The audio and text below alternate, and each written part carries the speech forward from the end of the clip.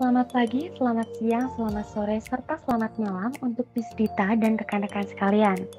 Saya di sini, perwakilan dari kelompok 8, akan menjelaskan atau memaparkan tentang aplikasi yang telah kelompok kami buat atau inovasikan, yaitu SITanggap atau Siap Tanggap, Report All Injuries No Matter How Small.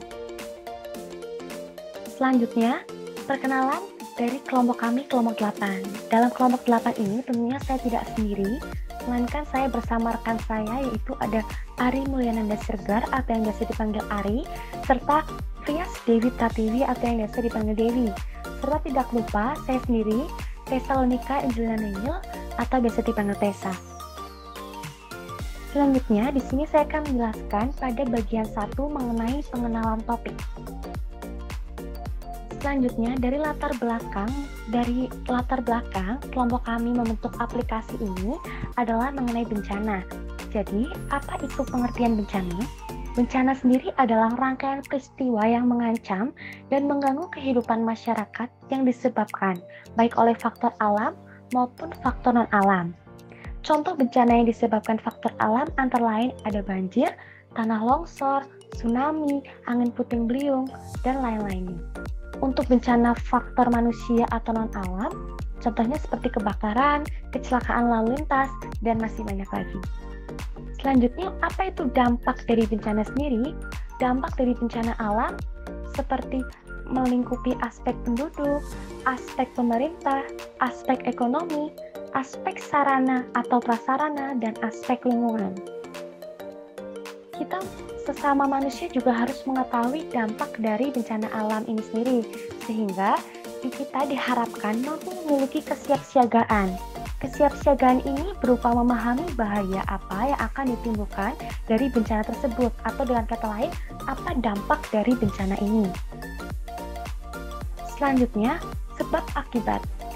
Sebab bencana masih akan terus terjadi, dan jumlah kejadian bencana alam di Indonesia per 31 Oktober 2021 sebanyak 2.208 kejadian bencana alam terjadi di Indonesia pada periode 1 Januari hingga 31 Oktober 2021 kemarin.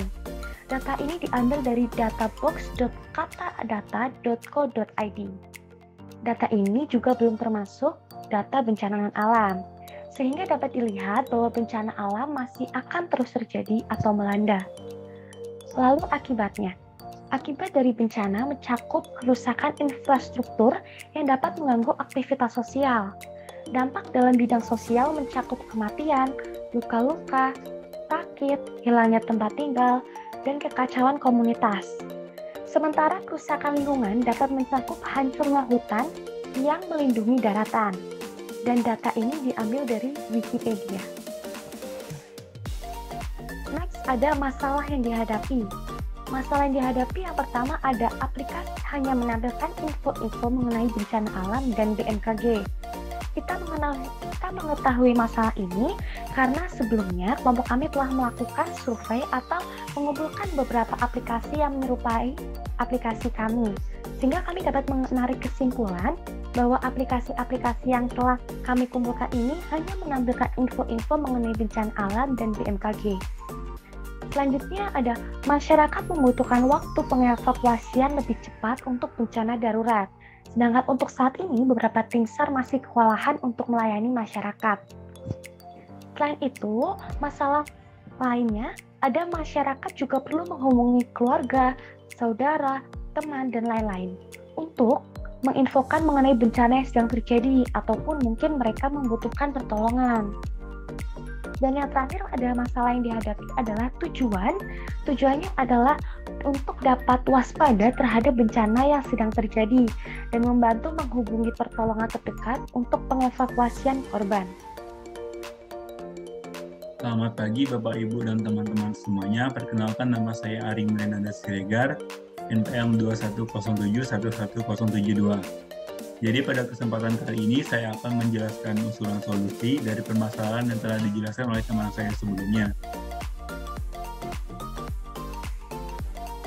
Berdasarkan penjelasan permasalahan yang telah dijelaskan oleh teman saya sebelumnya, sebetulnya terdapat berbagai aplikasi maupun website yang dapat menyelesaikan sebagian kecil dari permasalahan tersebut. Di antaranya adalah ada yang namanya aplikasi Inarix, Info BMKG, Emergency Call, ada juga website yaitu website jakarta.basarnas. Namun aplikasi-aplikasi dan website ini seperti yang telah saya katakan sebelumnya hanya dapat menyelesaikan sebagian kecil permasalahan. Sebagai contoh ada aplikasi Info BMKG. Pada aplikasi Info BMKG ini, aplikasi ini hanya dapat menampilkan informasi cuaca, iklim, kualitas udara, bencana yang sudah terjadi maupun berupa prediksi. Ada juga aplikasi Emergency Call yang dapat menghubungi tim penyelamat, namun hanya terdapat pada berbagai negara saja. Ada juga aplikasi Inarix dan berbagai aplikasi maupun website lainnya.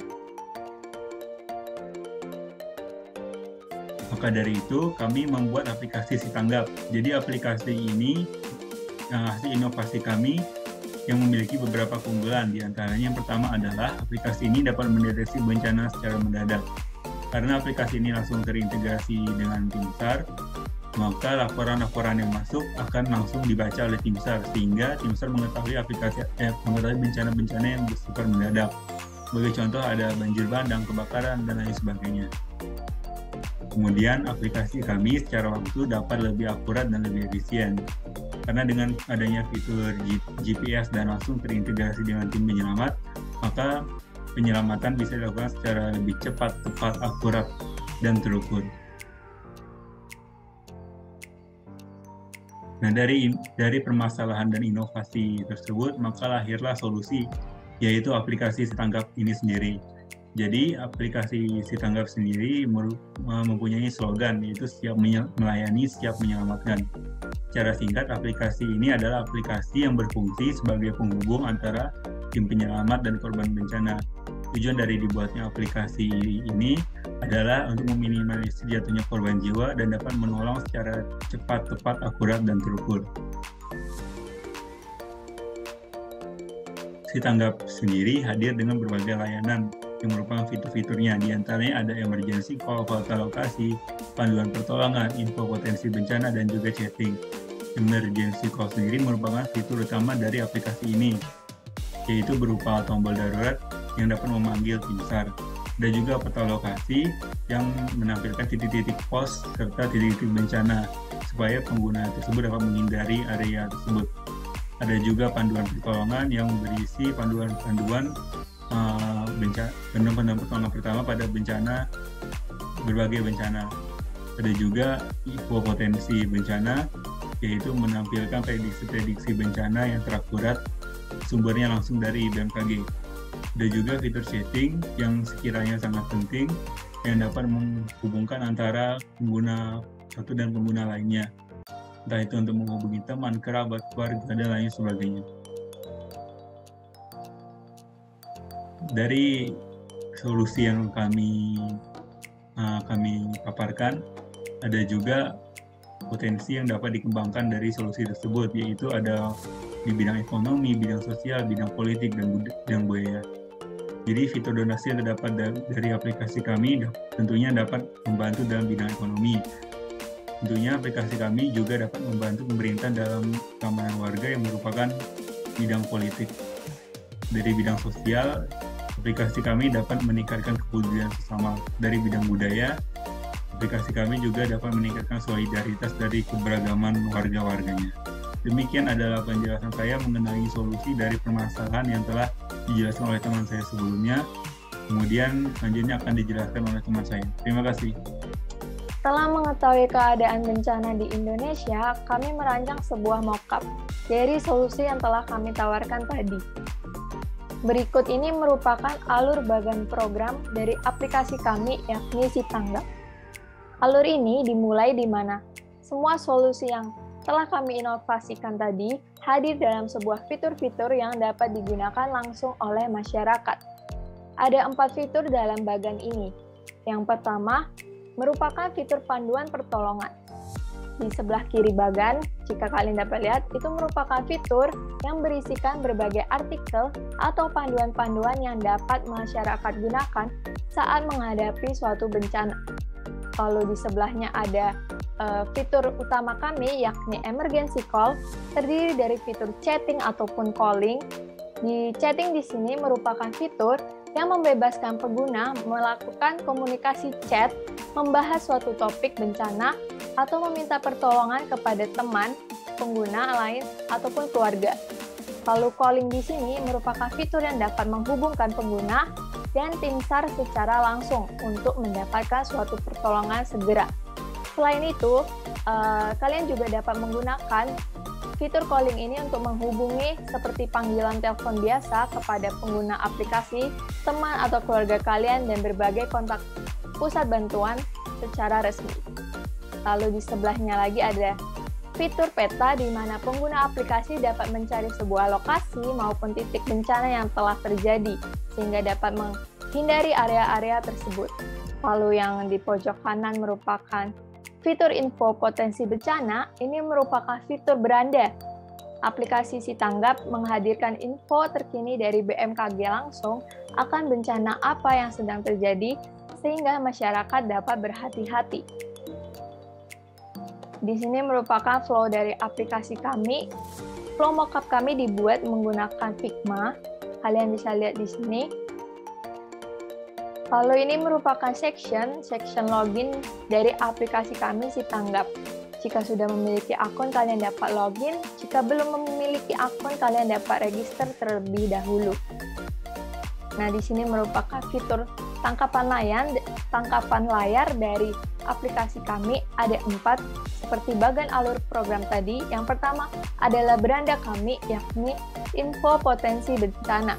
Lalu di sebelahnya ada emergency call, yaitu ada tolong, ada pusat bantuan, ada icon chatting maupun calling. Lalu di sebelahnya ada peta, fitur peta. Lalu yang terakhir ada fitur panduan pertolongan.